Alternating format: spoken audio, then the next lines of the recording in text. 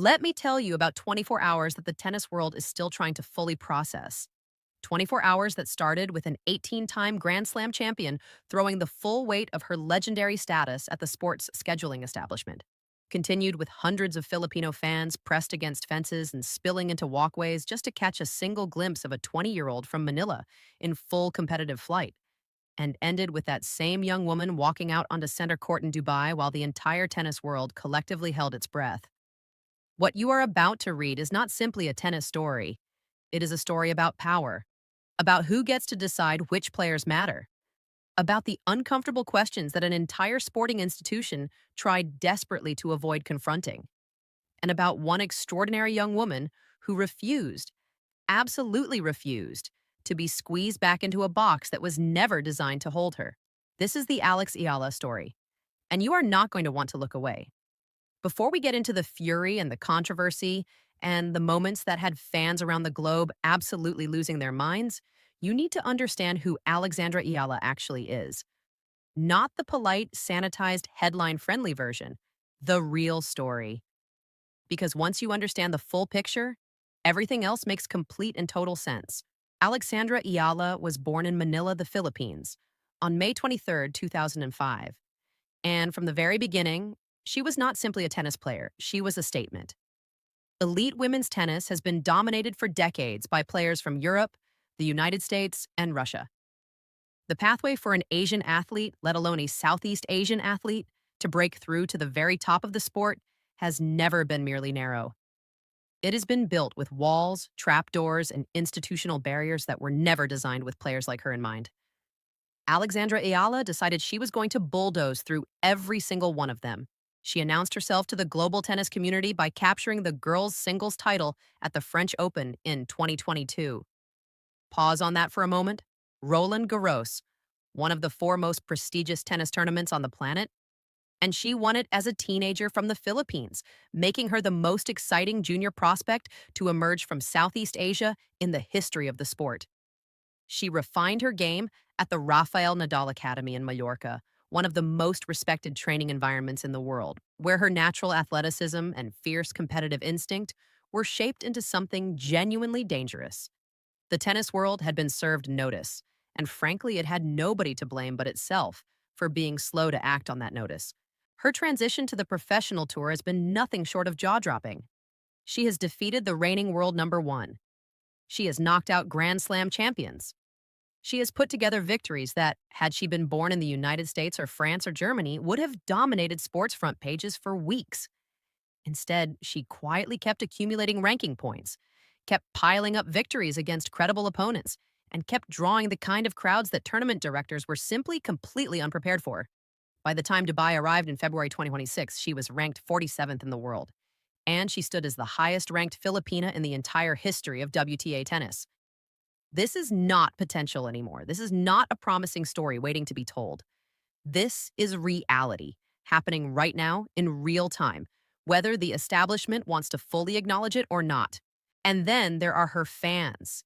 If you have never witnessed the Alex Ala fan experience firsthand, let me try to paint the picture because it is unlike anything professional tennis has ever produced before. Wherever Eala competes, she does not simply bring support. She brings a movement. Filipino communities from every corner of the world mobilize the moment her name appears in a draw. Flags go up.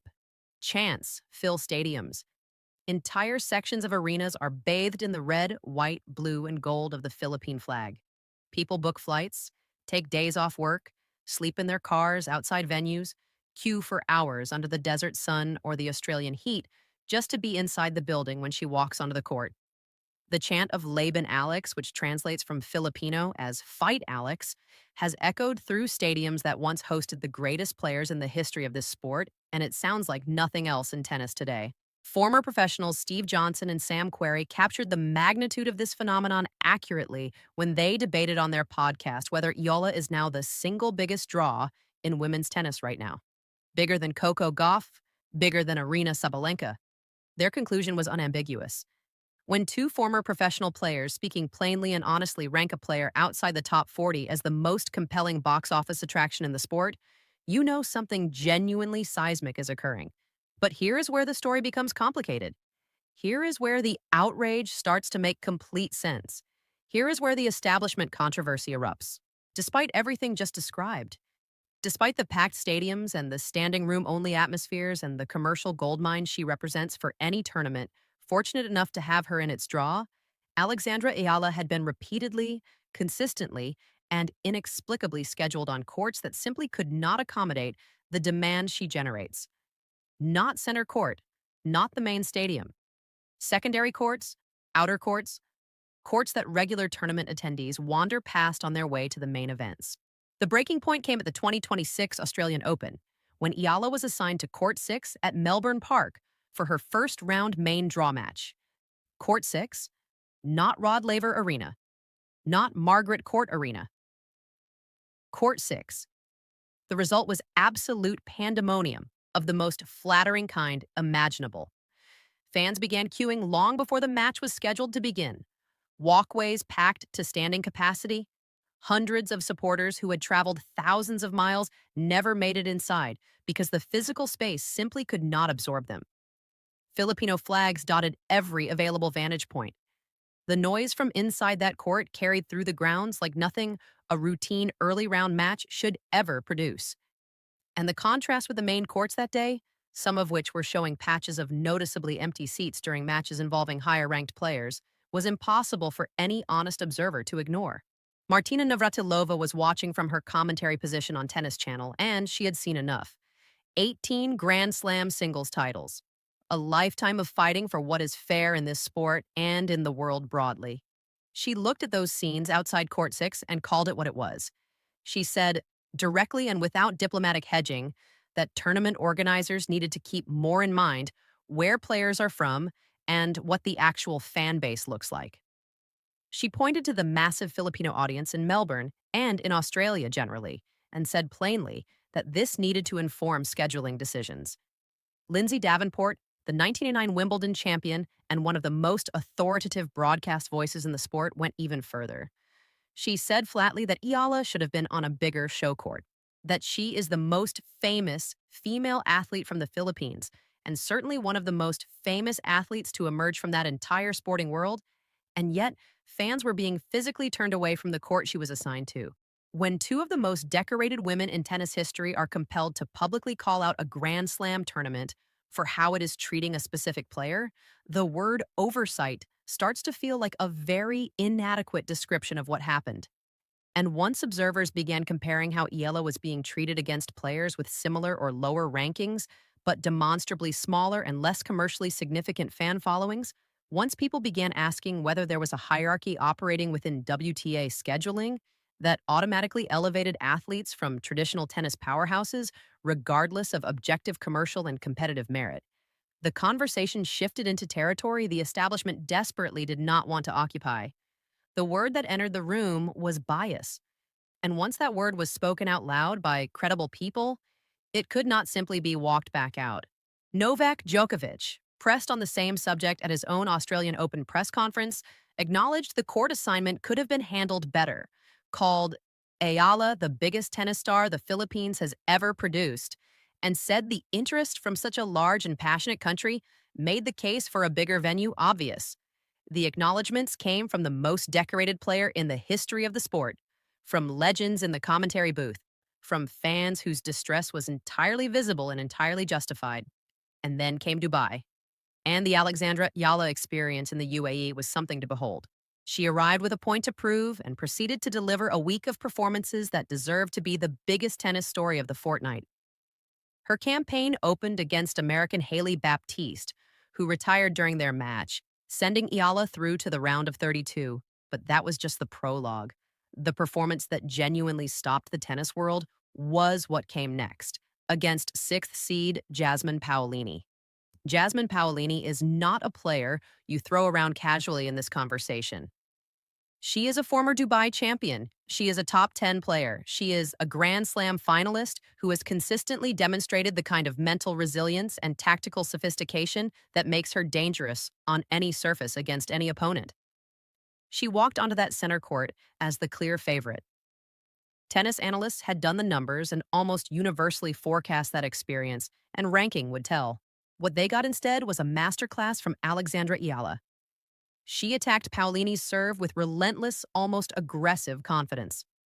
She dictated the baseline exchanges with a precision that felt eerie coming from a player facing a top 10 opponent on a WTA 1000 stage. The first set score of 6 games to 1 against a former champion and Grand Slam finalist was not a fortunate scoreline. It was a demolition, an unambiguous statement. Paolini, being the true champion she is, rallied in the second set. She adjusted. She raised her level. She forced a tiebreak. And here is where something absolutely critical about Alexandra Eala revealed itself in real time. She had match points, multiple match points. She could not convert. For most young players in that situation, that is the beginning of the end. The doubt creeps in. Momentum swings. A match that seemed under control begins to unravel. Eala did not unravel. She reset. She competed through the adversity with the composure of a player who has been here before in her mind, even if not yet in her results, and eventually closed out the tiebreak and the match in front of a crowd that was packed into every possible inch of space around that center court facility. The Filipino fans who had made it inside erupted with an intensity that the tournament organizers had to have found simultaneously thrilling and instructive. Then came Sorana Cirstea in the round of 16, the experienced Romanian veteran with all the craftiness that a decade plus on the WTA Tour produces. And Eala moved through her as well. 7 games to 5, 6 games to 4, in a hard-fought battle that demanded every bit of the same resilience she had shown against Paolini. 3 wins. 3 performances of genuine quality against legitimate opponents. A former Dubai champion in the round of 32. A veteran of 60-plus WTA titles in the round of 16. All of it happening on center court in Dubai, where the scheduling decisions reflected, however belatedly and however much, under sustained external pressure, that the tournament finally understood what it had on its hands. It is worth pausing here to acknowledge something that became its own sub-controversy during the tournament. The decision to move Eala's quarterfinal match against Goff to open the night session, rather than close it as she had done in the previous 2 rounds, generated genuine debate among analysts and supporters. The case for scheduling her later was clear. When Eala closes a session, every fan inside the arena stays to watch the earlier matches because they know she is coming. The fan experience for everybody is better. When she opens a session, a mass departure after her match risks leaving the following match in front of a dramatically diminished crowd, which is what ultimately happened to Alina Svitolina's quarterfinal against Antonia Ruzic. But there was also an argument on the other side. Eala's matches in the Philippines were broadcast in the early hours of the morning due to the time difference, and scheduling her earlier gave her tens of millions of supporters back home a more reasonable hour at which to watch her compete live. There is no obvious single right answer, and credit to those who engage with that complexity, honestly.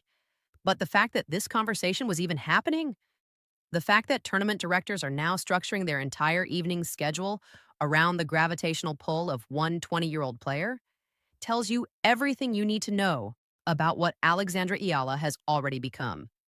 And then the quarterfinal.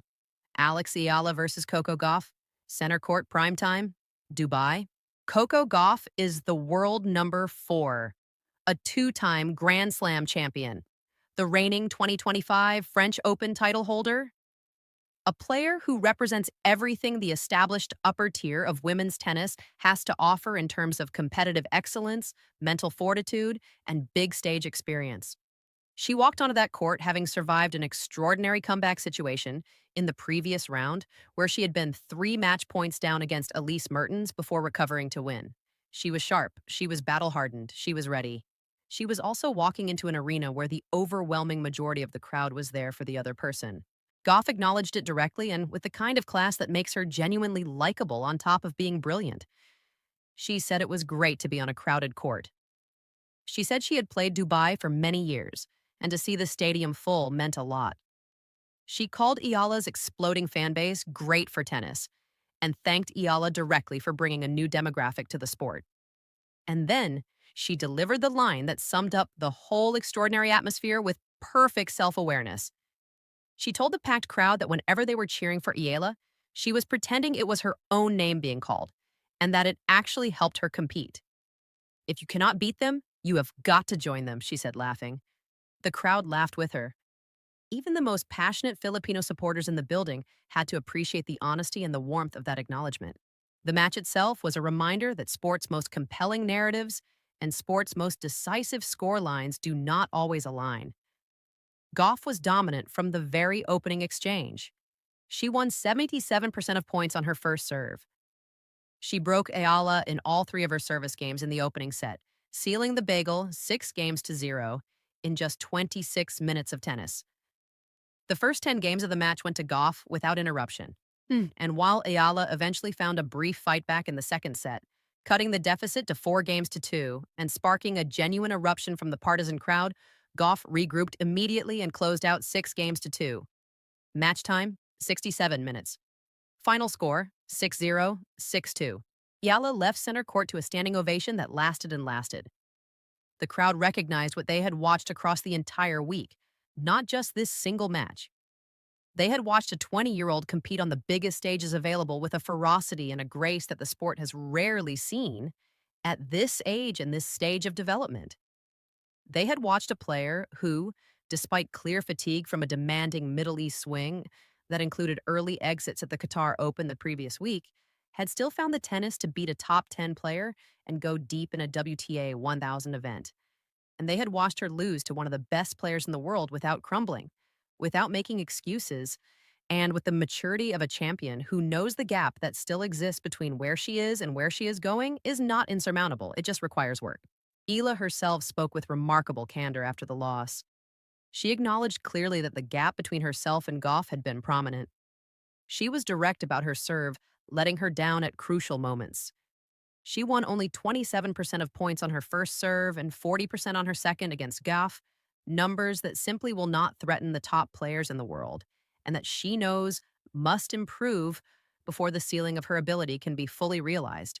She acknowledged that fitness and stamina across back-to-back tournaments had been a factor in her performance levels, and that managing the calendar more carefully in the weeks ahead is a priority. And then she posted something on Instagram that captured everything about who this young woman is in a few simple lines. She quoted Sabrina Santamaria, an American WTA player of Filipina heritage. "It is a privilege to play in front of people who see themselves in you." And then she said she could not agree more, that it is a privilege to do what you love with love. Those words went through the Filipino tennis community like electricity. Because that is exactly what she is. She is not simply a tennis player to more than 110 million people. She is proof. Proof that Southeast Asia belongs on the largest stages in professional sport. Proof that the barriers built by decades of institutional assumptions about which players from which countries deserve the main courts and the primetime slots and the full commercial infrastructure of the tour are not immovable. Proof that when a player from Manila with elite talent and an extraordinary competitive spirit walks into a room, the room has to rearrange itself around her rather than the other way around. The numbers that context the cultural weight of what Eala represents are impossible to dismiss.